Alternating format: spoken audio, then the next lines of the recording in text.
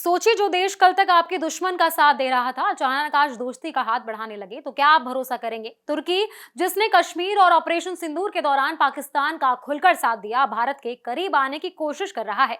सवाल है कि ये बदलता रुख क्यों?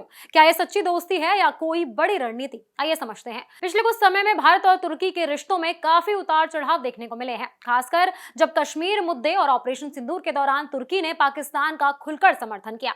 इतना ही नहीं, रिपोर्ट्स के मुताबिक तुर्की ने पाकिस्तान को ड्रोन और बाकी हथियार भी दिए। इसके बाद भारत में तुर्की के खिलाफ नाराजगी बढ़ गई और लोगों ने वहां घूमने तक का बहिष्कार करना शुरू कर दिया। लेकिन अब अचानक तुर्की का रुख बदलता हुआ नजर आ रहा है। हाल ही में नई दिल्ली में भारत और तुर्की के बीच 12वां विदेश कार्यालय परामर्श सत्र हुआ। इस मीटिंग में दोनों देशों ने व्यापार, निवेश, तकनीक, शिक्षा, ऊर्जा और पर्यटन जैसे कई मुद्दों पर बात की। साथ ही आतंकवाद के खिलाफ सहयोग और वैश्विक मुद्दों पर भी चर्चा हुई। अब सवाल उठता है कि तुर्की भारत के करीब क्यों आना चाहता है? सबसे बड़ा कारण है व्यापार।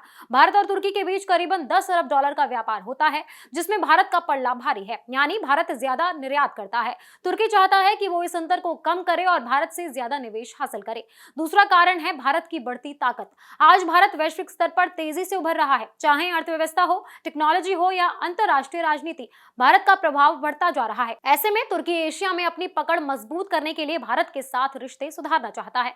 तीसरा बड़ा कारण है पर्यटन। जब तुर्की ने पाकिस्तान का साथ दिया तो भारत में लोगों ने तुर्की घूमने का बहिष्कार करना शुरू कर दिया। इसका असर वहां के पर्यटन उद्योग पर पड़ा। अब तुर्की चाहता है कि भारतीय पर्यटक फिर से वहां जाएं और उसका नुकसान पूरा हो सके।